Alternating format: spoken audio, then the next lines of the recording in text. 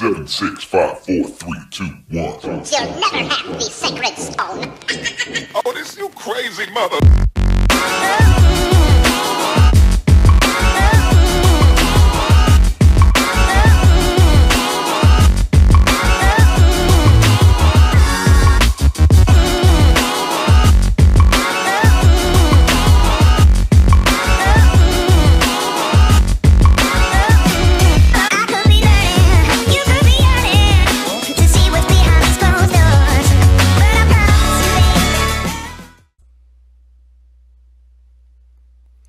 What is going on, guys? It's your boy Sage the Mock from IRWP. It's Real Wrestling Podcast.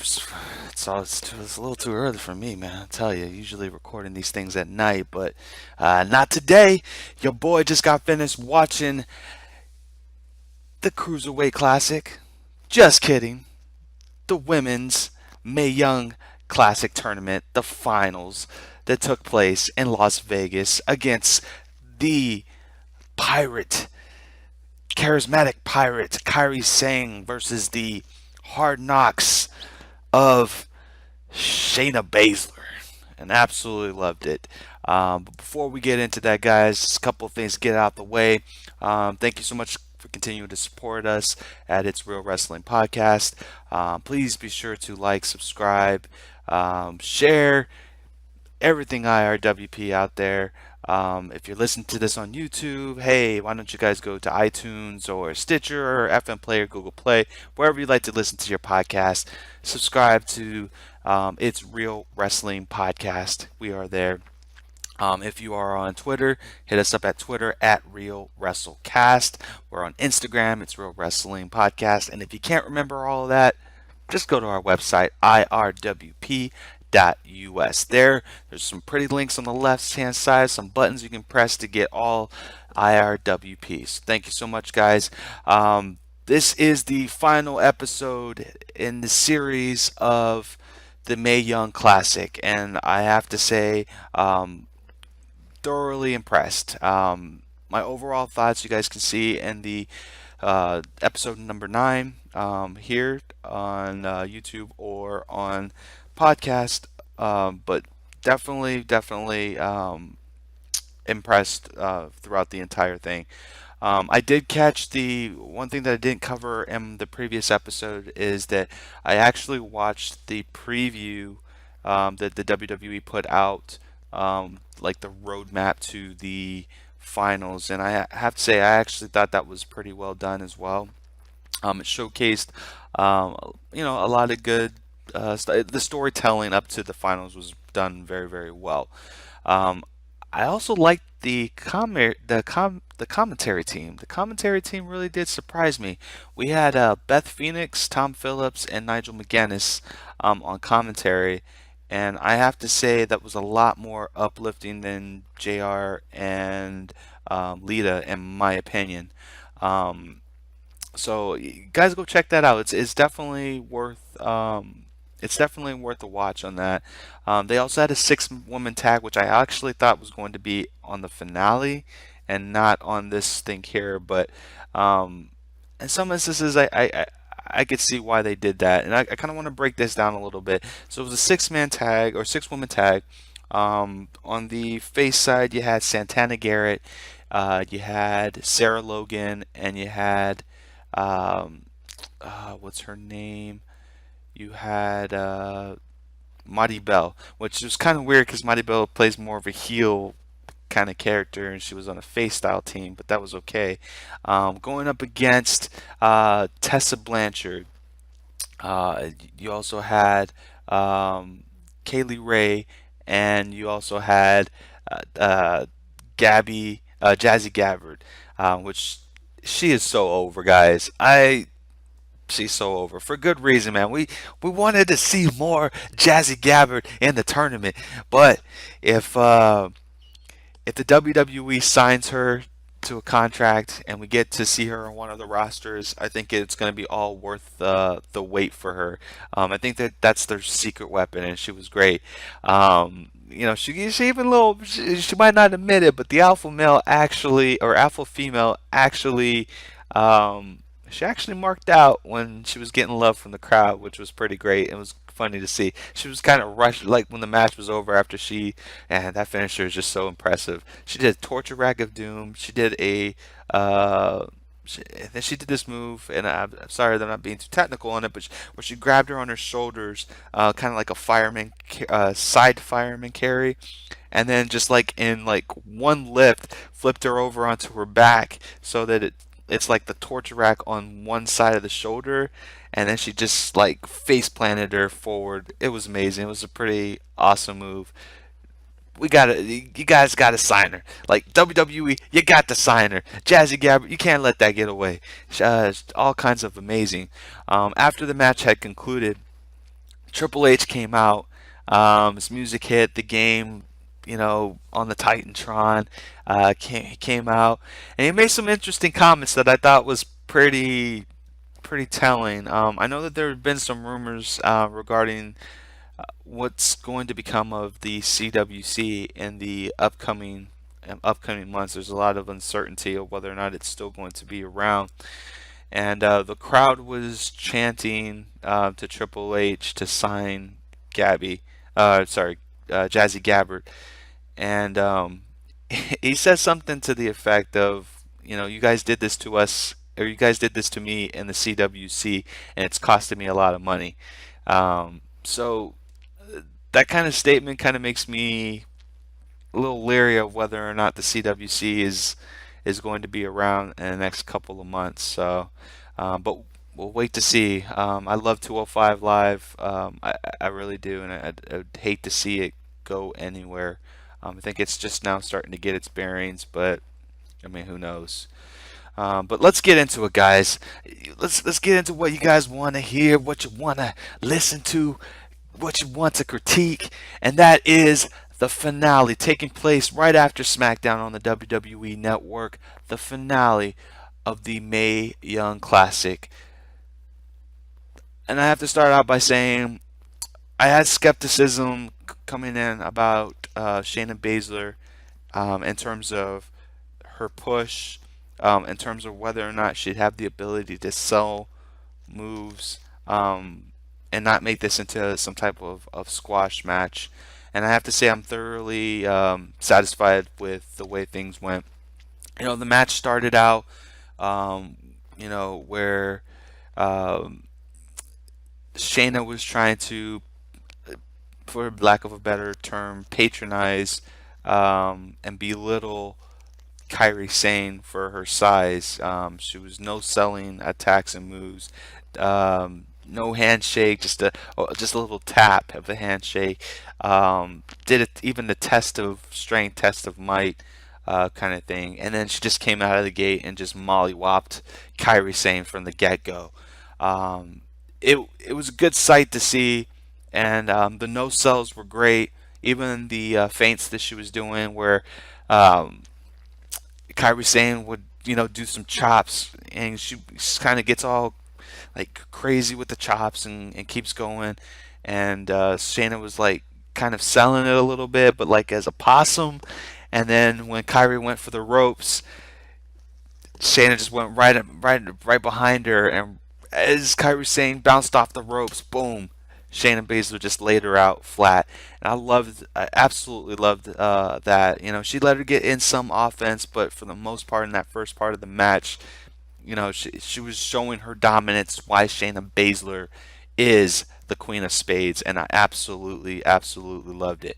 Um, and then towards the middle of the match, this is where it started to get interesting for me. Yes, the tides were going to change, where it would show the underdog of Kairi Sane, trying to overcome odds. But I was more impressed with Shayna Baszler's her ring psychology, particularly as when she was getting uh, when she was trying to attack Kairi Sane.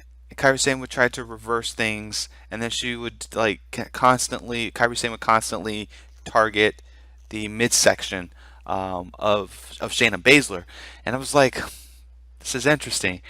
And Kairi Sane would keep going for like the spear attack to kind of soften up Shayna Baszler, and it didn't happen. And then when it did happen, like Shayna Baszler just kind of like all the air inside of her body just went out, and she was calling for the ref, to kind of like stop the match or something like that. Like I absolutely loved it. Like she was playing off that injury so well.